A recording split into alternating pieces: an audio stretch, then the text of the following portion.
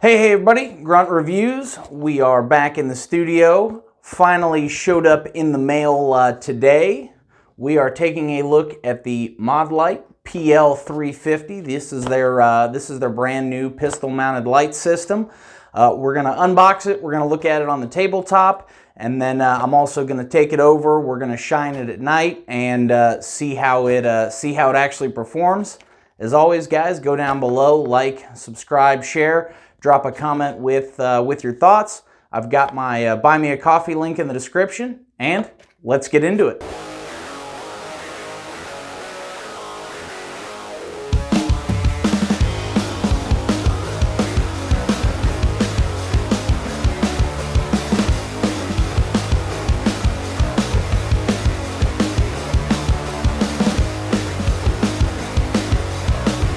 All right, so without further ado, let's pop this bad boy open.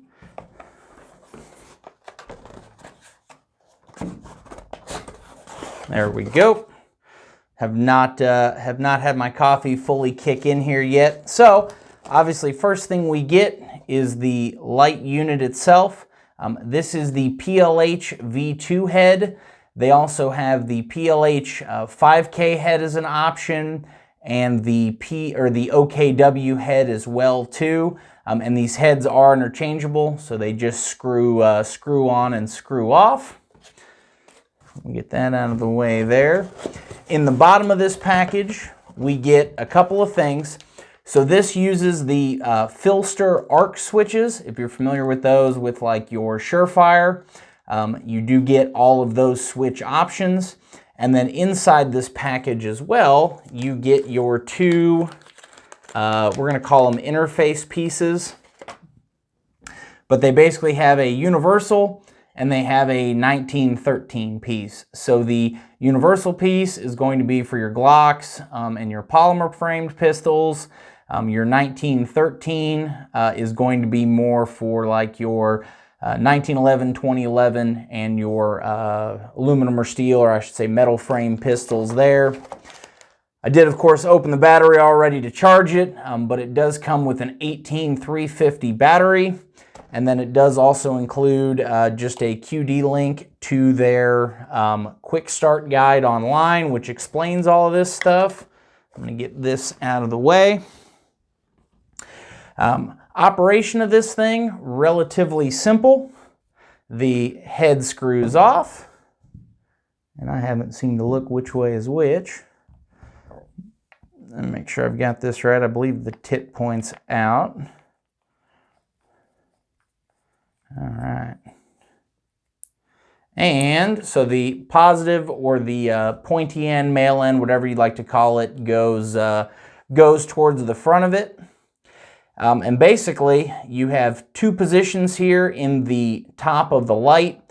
So this is where your interfaces go on that. There's two positions. The quick start guide says the forward position tends to be the most common usage one, but it is nice that they do give you both options, so you do have just a little bit of flexibility there. The switches that come on the actual unit themselves, if you have been using the Filster switches, you will recognize these. The switch on the unit, of course, is both ambidextrous and universal, so you can go up or down either direction. You get the same function both ways. Switch does have a very nice audible click to it. Let me see if I can get this in the... Hopefully the mic picked that up there. But very positive engagement on the switch. You can definitely feel that it is engaged. It's not ambiguous at all, which obviously with a light, you see that it comes on, but it's nice to know that it is fully engaged and it's not just going to bump out. When you hear that click, you know that it's actually locked into place. Adjustment on this, so this one is not a quick release.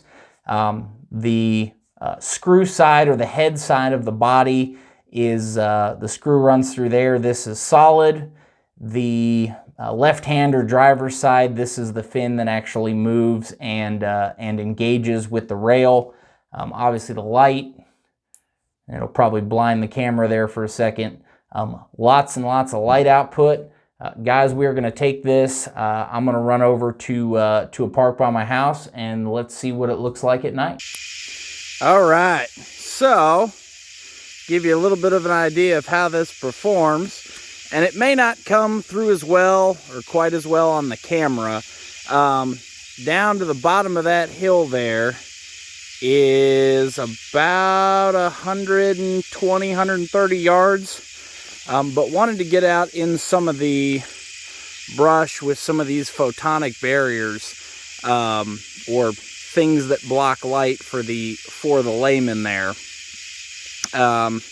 Obviously completely dark, and then with the light on there.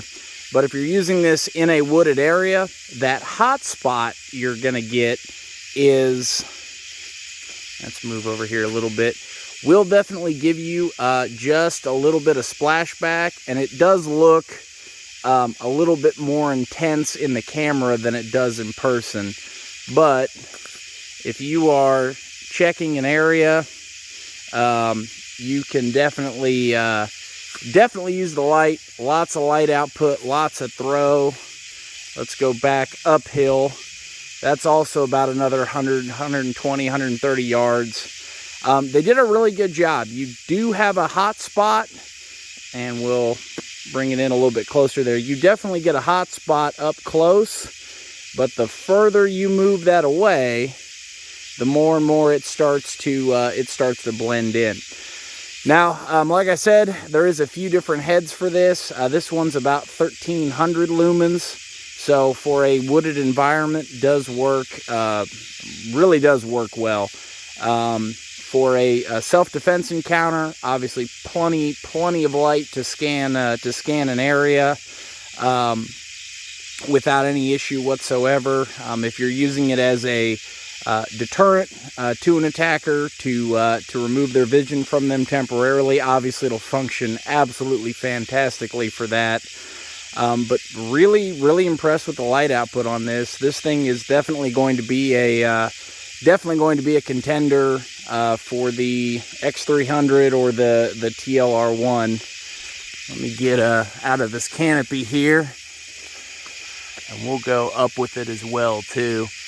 So wanted to get somewhere super dark, and like I said, it doesn't come through quite as well on the camera. The hotspot blends in just a little bit more, but this thing does work absolutely fantastic. Really do like the color temperature on it.